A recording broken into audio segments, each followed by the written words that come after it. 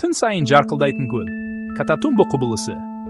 Жарқыраған күн батуларын қууды доғарыңыз, оның орнына таза, толассыз найзағайды қуалаңыз.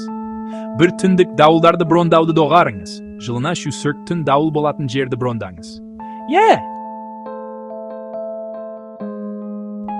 Ауа райы қолданбаларын қарауды доғарыңыз. Табиғаттың электрлік жүрек соғысын өз көзіңізбен көріңіз.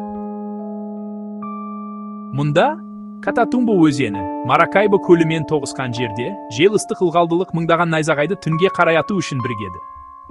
Кейбір түндері сіз жүздеген жарқылдарды көресіз, 10 сағатқа дейін созылатын жарықтың үзік-үзік дабылы.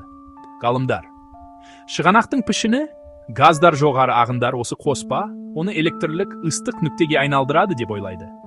Ғасырлар бойы теңізшілер мен жергілікті тұрғындар оны сиқырлы деп атаған, енді спутниктер оны метеорологиялық ғажайып деп атайды.